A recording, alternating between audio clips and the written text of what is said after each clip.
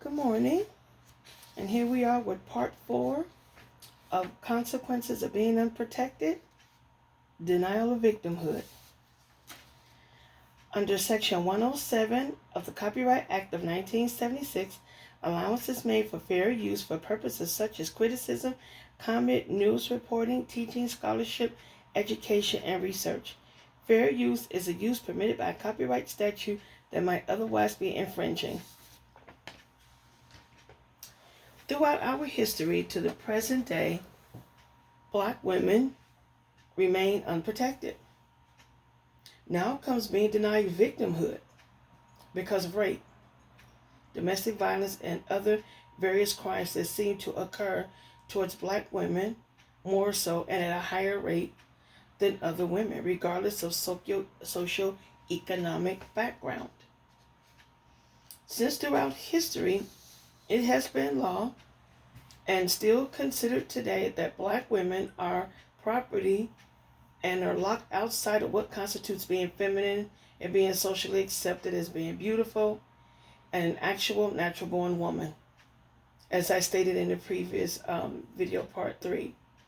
Since Black women cannot be raped, abused, or murdered, due to being seen and accepted as subhuman and as property, it is impossible to be a victim. You see, to be a victim, you have to first be classified as a human being. You have to be seen and socially accepted and treated and protected as a human being. But Black women are not part of that description. Therefore, protection is non-existent. There are two disturbing parallels that took place and was legal under the Jim Crow laws. One is Black women being raped like Black men were being lynched. Black women had no say-so with regards to their bodies and who choose to violate them. So that goes back to what I was saying about how Black women were for grabs, because they had no say-so. Under Jim Crow laws, Black women could not be raped. It was not considered a crime. Imagine being raped, but because you are a Black woman, it's okay. It's not a crime. It's cool. It's like, a price you pay for being a Black woman, for being inhumane, to being subhuman, to being less than. So this is what happens to you. Since you're not human, and since you're considered property, whatever one's will may be, they can do whatever they please. Because there's no laws against what you do to your property.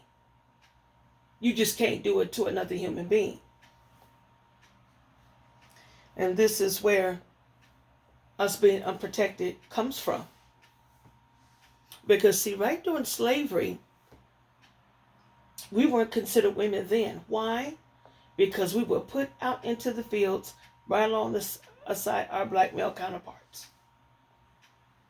We were not allowed to use soap, to bathe, to comb our hair.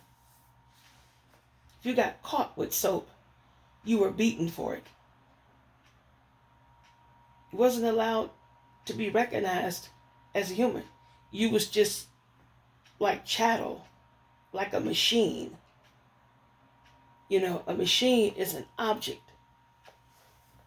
You know, we were just put here to serve, to be of use, to cater to everyone else, to meet everyone else's needs but our own. That's what chattel is, like a mule.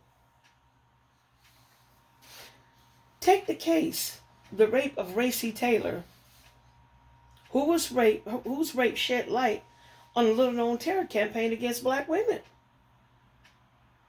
Rape and sexual violence against Black women no matter where she was, even in jail. You know how many black women who got pregnant while in jail? They would even put men in the prisons with the women. A lot of women became pregnant. This went on in the 1840s and other parts throughout history. Now, with Racy Taylor,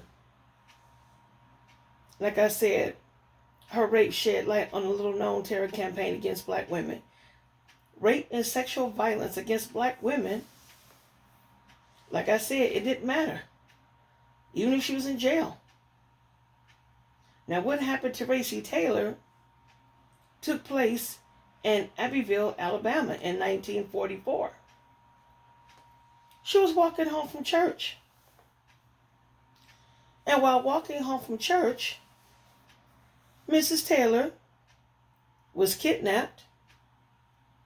She was blindfolded, raped at gunpoint by 6, count them, 6 white men. While she was begging for her life, she promised them that she wouldn't say anything, that she'd remain silent, so she can go back home to her husband, her 9-month-old, 9-month-old daughter. She had just given birth to a 9-month-old daughter. And this is according to Black History Always in the Undefeated.com. After her being raped, kidnapped, blindfolded, she was left on the side of a dark country road. So after she walked home, she didn't remain silent at all.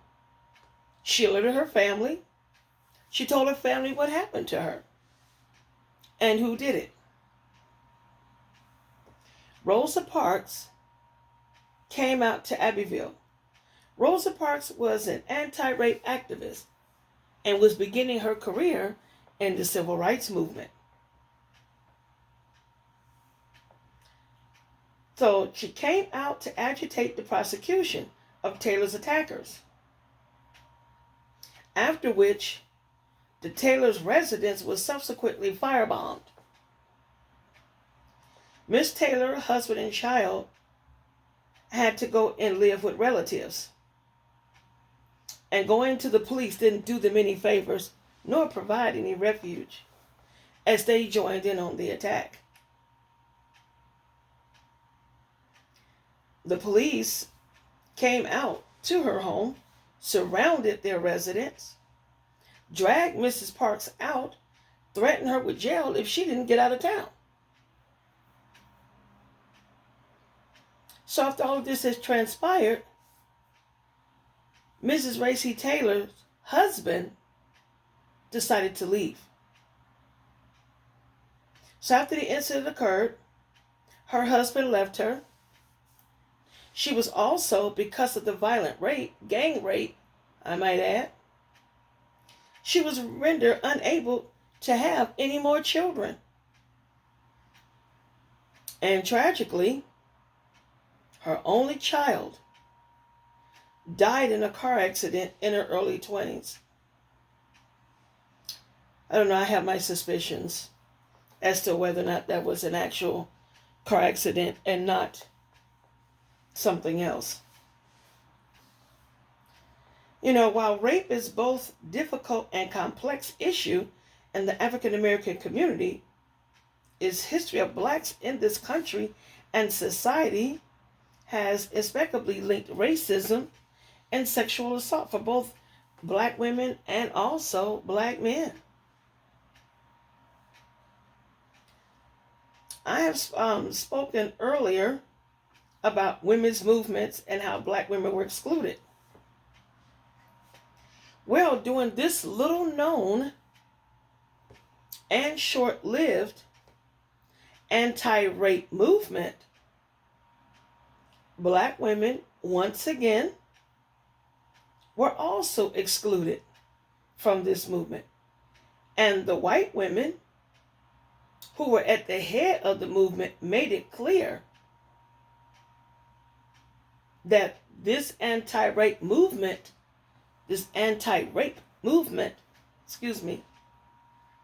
did not include them. That was not for them. So black women, once again, was left out in the cold. Just like everything else.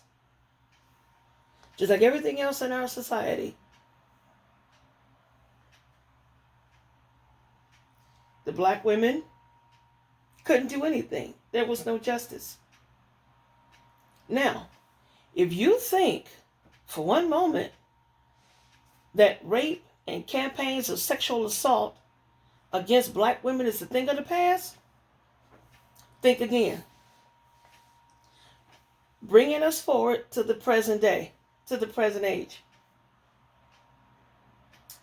In 2016, ex-Oklahoma police officer Daniel Ken Hertzclough was sentenced to 263 years in prison for being a serial rapist while on duty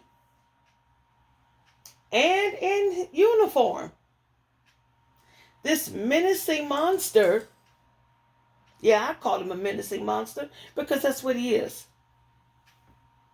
This menacing monster raped 13 black women and girls, all ranging from age around 14 years old to around 80 years old.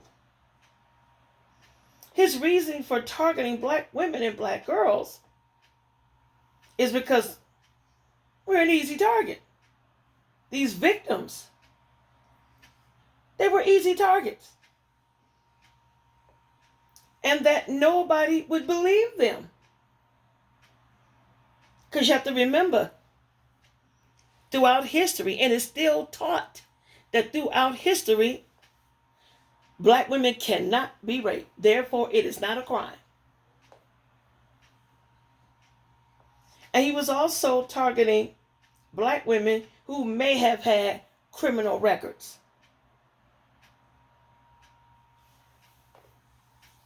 And you had the white and the Asian community, they had a GoFundMe page for this guy. I mean, they was raising up some serious money for his legal defense.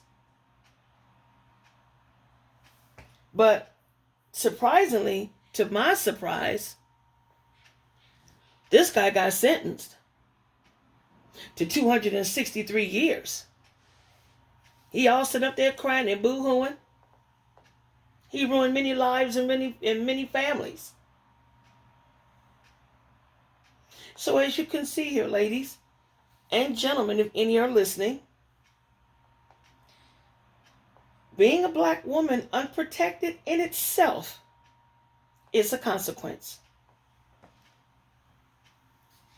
So if you like the video, don't forget to hit like and hit the subscribe button.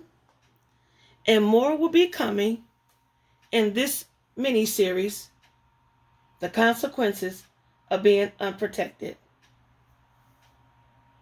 Thank you.